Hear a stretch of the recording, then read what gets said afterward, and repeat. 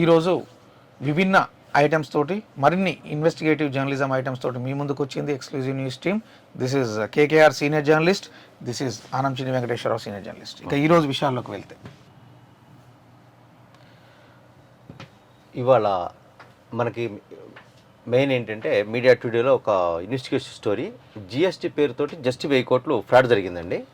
ఇది దొంగ ట్యాక్స్ ఇన్వాయిస్ల పేరుతో ఐటీసీ క్లెయిమ్ లెక్క వస్తు సరఫరా లేకపోయినా జరిగినట్లు బురుడి, ఇతర రాష్ట్రాల డీలర్లతో కుమ్ముక్కు, జిఎస్టీఆర్ 3B రిటర్న్ ఫైల్ చేయనివైన సాఫ్ట్వేర్లో ఐజిఎస్టీ అక్రమాలను గుర్తించే మాడ్యూల్ లేదు, ఆ సిస్టమ్ లేదు. మాడ్యూల్ లేకుండా చేశారంటే ఇద్దరు అధికారులకు మెమోలు కూడా ఇచ్చారు. దాంట్లో వాణిజ్య పనుల అధికారులు లోతైన విచారణ చేస్తున్నారు ఈ 1000 కోట్ల గురించి. ఇది ఏమిటంటే అన్న డీలర్లకు విక్రయించే దాంట్లో ఏదైతే ఉంటుందో 50% రాష్ట్రానికి వస్తుంది ట్యాక్స్. దీనికి సంబంధించినటువంటిది ఈ ట్యాక్స్ కట్టకుండా ఎగ్గొట్టడం కోసం వీళ్ళు ఏం చేస్తారంటే సాఫ్ట్వేర్లో ఉన్న ఒక చిన్న లొసుగు ఏదైతే సాంకేతిక లోపాన్ని దృష్టిలో పెట్టుకొని 1000 కోట్లు ఫ్రాడ్ చేసినట్టుగా ఎంక్వైరీ స్టార్ట్ అయిపోయింది. ఇప్పుడు ఇద్దరు అధికారులు మెమో ఇవ్వడంతో ఈ విషయం వెలుగులోకి వచ్చింది మనకి. ఇది అన్న ఇప్పుడు ట్యాక్స్లు ఎగ్గొట్టడంలో పెద్దవాళ్ళ దగ్గర నుంచి చిన్నవాళ్ళ వరకు పరిస్థితి ఈ దొంగలను ఎలా చూడాలి? ఎందుకంటే ప్రభుత్వానికి మన మామూలు ట్యాక్సులు కట్టకుండా ఉంటేనే. ఇప్పుడు ఇక్కడ జిఎస్టీ ఇన్క్లూడే చిన్న ప్రోడక్ట్ గుండు సీదు కాంచి తీసుకుంటున్నారు. చిన్న షాప్ల కాంచి మొదలు పెడితే కార్పొరేట్ కంపెనీస్ వరకు ఇంక్లూడ్ జిఎస్టీనే. ఓకే, ఈవెన్ మనం హోటల్ ఫుడ్ తిన్నా కూడా జిఎస్టీ తోటే తీసుకుంటున్నారు. చివరికి లాభం కాక ఈ జిఎస్టీ కూడా మిగుల్చుకోవాలనేటువంటి దుర్బుద్ధి, దురాశ తోటి వీళ్ళు. అయితే ఇక్కడ గమనించాల్సింది ఏంటంటే, ఒక సాఫ్ట్వేర్లో నువ్వు తాత్కాలికంగా నువ్వు దాన్ని చేయగలవే కానీ ఇప్పుడు బ్యాంకులలో మోసాలు ఎట్లయితే ఆడిటింగ్ లో బయటపడతాయో, ఇప్పుడు టెక్నికల్ ఆడిట్ చేసినప్పుడు ఖచ్చితంగా బయటపడే అవకాశం ఉంటుంది. ఇప్పుడు ఈ 1000 కోట్లు వచ్చినప్పుడు ఈ 1000 కోట్లకి ఇప్పుడు గవర్నమెంట్ ఆఫ్ ఇండియా ఏం చేస్తుంది, దానికి 10 ఇంతలు వీళ్ళకి ఫైన్ వేయడం జరుగుతుంది. డెఫినెట్గా అవును. ఇప్పుడు సంపాదించింది ఎంతో గానీ కట్టాల్సింది ఎక్కువ కట్టాల్సి ఉంటుంది. ఇక్కడ ఉన్నటువంటి అవినీతి అధికారులు ఇప్పుడు అప్పటి వరకు కరెక్ట్ గా ఎవరైతే డిస్ట్రిబ్యూటర్ కడుతూ ఉన్నారండి, ఎవడో అధికారి ఇతను ఆశ పెడతాడు, మీకు ఇది చేస్తా వీడికి అరే నాకు వస్తుంది కదా అనుకుంటాడు తప్ప చివరికి ఇప్పుడు దానికి 10 ఇంతలు కట్టాల్సిన పరిస్థితి వస్తుంది. ఇక్కడ 1000 కోట్లతో అంటే ఈ 1000 కోట్లు ఒక 100 మంది కట్టారనుకుందాం జిఎస్టీ. ఇప్పుడు ఈ 1000 కోట్లు కాస్త 10,000 కోట్ల ఇన్కమ్ ఇప్పుడు గవర్నమెంట్ రాబోతుంది, ఫైన్ వేస్తారు. ఓకే, ఫైన్ అంటే ఇద్దరు మెమోలు ఇచ్చారు దాంట్లో, అంటే సాఫ్ట్వేర్ చిన్న లోపాన్ని వీళ్ళు ఉపయోగించుకున్నట్టు వాడు. ఇక ఒక మా అందరికి తెలిసిన ఏంటంటే పెద్ద విషయం ఏంటంటే మనకి వనమా జనమా. ఇప్పుడు ఈరోజు మేడారం సమ్మక్క సారక్క జాతరకు సంబంధించేసి అతిపెద్ద జాతర, ఆసియాలోని అతిపెద్ద జాతర సంబంధించేసి చాలా దాదాపుగా 1 కోటి మంది దాకా భక్తులు హాజరయ్యారు అక్కడ. దానికి సంబంధించేసి రాత్రి జంపన్నవాగ దగ్గర ఉన్నటువంటి దృశ్యాలు ఇవి, అర్ధరాత్రి ఇది అమ్మవారు చేరుకున్నప్పుడు దృశ్యాలు ఇవి అన్న. ఇప్పుడు ఇది రాత్రి అంటే మన అర్ధరాత్రి వరకు అప్డేట్ ఇస్తున్నాం మనం స్పెషల్గా. ఇప్పుడు దీనికి సంబంధించేసి ఏంటంటే మనకి సరళమ్మ ఆగమనం పులకించిన మేడారం అట్టాసంగా ప్రారంభం జాతర, గద్దెలపై చేరుకున్న సరళమ్మ పగిడి రాజు గోవిందరాజులకు సంబంధించేసినటువంటిది. ఆయా ప్రాంతాల నుంచి ఆయా జిల్లాల నుంచి ఊరేగింపుగా తీసుకొచ్చారు వాటిని. ఇది రాత్రి మొత్తం కూడా టీవీలలో చెప్పాలంటే లైవ్ టెలికాస్ట్లు, దీనికి సంబంధించి హైయెస్ట్ రేటింగ్ కూడా వచ్చిందండి అన్న. ఇప్పుడు ఈ మేడారం జాతరకు సంబంధించేసి ఇప్పుడు పార్టీలు ఏం చేస్తున్నాయంటే దీన్ని జాతీయ పండుగ తీర్చిదిద్దాలనే ఒక కోరిక అప్పటి నుంచే తెలంగాణ మా మదిలో ఉంది. ఎందుకంటే మన దగ్గర ఇంత పెద్ద ఎత్తున జాతర జరగడం అనేది, అంటే మన దగ్గర జరిగే తెలంగాణ ఆదివాసీ జాతర. రెండోది ఇప్పుడు మనకి మొత్తం మీద ఒకటి భద్రాచలం అమలవారి కళ్యాణాన్ని ఎట్లయితే ప్రపంచం ఎదురు చూస్తుందో శ్రీరామనవమి సందర్భంగా, మేడారం జాతర సందర్భంగా ఈ 2 ప్రధాన ఘట్టాలు చెప్పాలంటే. అంటే మిగతా ఆలయాలు శోభలు ఇవన్నీ జరుగుతాయి పండుగలు, కానీ అత్యధికంగా ప్రపంచం మొత్తం ఎదురు చూసే దృశ్య రూపకం ఇది. ఈ ప్రతి పార్టీ వాళ్ళు ఏం చెప్తారంటే మేము దీన్ని జాతీయ పండుగ గుర్తిస్తాం, ప్రతిపక్షంలో ఉన్నప్పుడేమో డిమాండ్ చేస్తాయి, అధికార పక్షం రాగానే దీన్ని జాతీయ పండుగ గుర్తించడానికి ఇబ్బంది పడుతున్నారు. ఇప్పుడు ఈ రోజు కిషన్ రెడ్డి గారు రాబోతున్నారు. మరొకవేళ అనౌన్స్మెంట్ వచ్చే అవకాశం ఉంటదేమో, ఎందుకంటే ఇప్పుడు రాష్ట్ర ప్రభుత్వానికి కేంద్ర ప్రభుత్వానికి మధ్య ఒక సయోధ్య, పార్టీ పరంగా వైరుధ్యాలు ఉండటమే.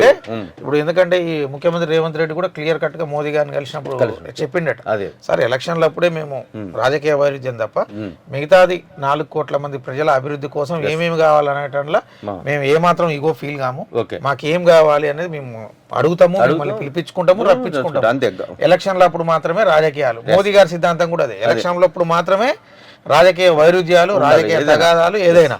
వన్స్ ఎలక్షన్స్ అయిపోయినాయి అంటే ప్రభుత్వం అనేది ప్రజలందరి కోసం చేసేది. ఇప్పుడు ఓట్లు కాంగ్రెస్ వాళ్ళు వేస్తే కాంగ్రెస్ వాళ్ళు, గత ప్రభుత్వాలు విఫలమైనవి కూడా. అందుకే ఈ రోజు మరి కిషన్ రెడ్డి గారు ప్రకటన చేయబోతున్నట్టుగా మనకు ఒక ఓకే, సమాచారం కూడా ఉంది. Very nice. చూద్దాం జాతీయ పండుగ ఈ యొక్క సమ్మక్క సారలమ్మ జాతరని, ఈ అబ్బురపరిచేటటువంటి ఈ యొక్క ఆదివాసీల జాతరని జాతీయ పండుగ ప్రకటిస్తే ప్రపంచవ్యాప్తంగా ఉన్నటువంటి ఆదివాసీలు మొత్తం అందరూ కూడా అందరం కూడా హ్యాపీ ఫీల్ అవుతాం. ఎందుకంటే అది జాతీయ పండుగ, దాన్ని తీర్చిదిద్దాల్సిన అవసరం ఉంది. అవును, డెఫినెట్ గా. ఇక రైతు బంధు మనకి ఔటర్ రింగ్ రోడ్ లో ఇచ్చినట్టుగా మనం చాలా కథనాలు చూసాం ఈ మధ్యలో. కొన్ని గుట్టలకు ఇచ్చారు, అన్నిటికి ఇచ్చారు. ఒక అది ఇది ఇప్పుడు కొత్త విషయం మనకు వెలుగులోకి వచ్చింది ఏంటంటే, దీంట్లో మంచి 50 ఎకరాల వెంచరు రైతు బంధు ఇస్తున్నారండి. అది వెంచర్ వేశారు, దానికి అనుమతులు ఇచ్చారు అన్ని. ఇది మంచిర్యాల భీమారంలో నందనం ఇన్ఫ్రా పేరుతో ప్లాట్లు, ఇప్పటికి వ్యవసాయ భూములు కానీ రికార్డులు. అంటే ఇటువైపు సర్వే నెంబర్ తో సహా మనకు వచ్చిందని ఇన్ఫర్మేషన్. కొంత రియల్ లెటర్లో దాన్ని ఏం చేశారంటే 15-17తో పాటు మరి కొన్ని సర్వే నెంబర్లో దాదాపు 50 ఎకరాలు కొనుగోలు చేశారు. 2 ఏళ్ల కిందట నందనం ఇన్ఫ్రా పేరుతో రియల్ ఎస్టేట్ వెంచర్ ఏర్పాటు చేశారు. 5 గుంటల చొప్పున ప్లాట్ చేసి 18 లక్షలు అమ్ముతున్నారు. అంటే గజానికి 3,000, గుంటకు 3.60 లక్షల చొప్పున విక్రయిస్తున్నారు. దీనికి సంబంధించేసినటువంటిది ఇది ఈ ప్లాట్ పెట్టుకున్న వాళ్ళు ప్రైవేట్ ఉన్న వ్యవసాయ భూముల కింద, వ్యవసాయ భూములు ఇంకా అది కన్వర్షన్ కాలేదు. కన్వర్షన్ కాకుండానే వీళ్ళు గజానికి 3,000 పెట్టి అమ్మి రిజిస్ట్రేషన్ దగ్గరకు వచ్చేసరికి ఈ అగ్రికల్చర్ ల్యాండ్ అంటే రిజిస్ట్రేషన్ ఫీజు తక్కువ అవుతుంది. ఇప్పుడు నాలా కన్వర్షన్ లేకపోవడం వల్ల వాళ్ళకు దీంట్లో విశేషం ఏంటంటే, ఈ కబ్జా చేసి వెంచర్లోకి రోడ్డు వేస్తున్నారు స్థానికులు ఆరోపిస్తున్నారు. మాజీ మంత్రి పేరుతో బెదిరింపులు. ఈ వెంచర్ నిర్వాహకులు ఒక మాజీ మంత్రి పేరుని ప్రస్తుత ఎమ్మెల్యే పేరుని వాడుకున్నారు. దయచేసి ఆ మంత్రి గారండి, ఇక మీకు అర్థమైపోయినట్టు ఎవరిదో ఇక ఈ సినిమా ఆఫ్ చేయండి దయచేసి. ఎందుకంటే ఈ మాజీ మీ పేరు బయటకు వచ్చింది అనుకోండి, మీ ఫోటోలు పెట్టి వార్తలు రాయాల్సి ఉంటుంది. ఇంకొకటి కూడా ఈ ధరణి కమిటీ ఏదైతే అపాయింట్ చేసిరో, ప్రభుత్వం అపాయింట్ చేసిన ధరణి కమిటీకి ప్రత్యేక విజ్ఞప్తి చేస్తున్నాం. నాలా కన్వర్షన్ చేయకుండా ఉంటే రైతు బంధు వస్తుంది అనేటటువంటి ఆశతోటి రియల్టర్లు కూడా ఉన్నారు. కాబట్టి అన్ని వెంచర్లు ఏదైతే ఉంటాయో అప్రూవల్ పొందినటువంటి అన్ని వెంచర్లు రాష్ట్రంలో గత 10 సంవత్సరాల్లో అవి నాలా కన్వర్షన్ అయ్యి ఉన్నాయా లేవా ఒకసారి చూడండి. ఎందుకంటే ఆశ కోసం ఇప్పుడు ఎమ్మెల్యేలే మల్లారెడ్డే ఎన్ని ఎకరాలకు తీసుకుంటారు, మంత్రి తీసుకునేటటువంటి సందర్భం ఉన్నప్పుడు మాజీ మంత్రి వీళ్ళు ఆశపడటంలో ఏముంటది ఇక. కాబట్టి సీరియస్ గా దృష్టి పెట్టాలి.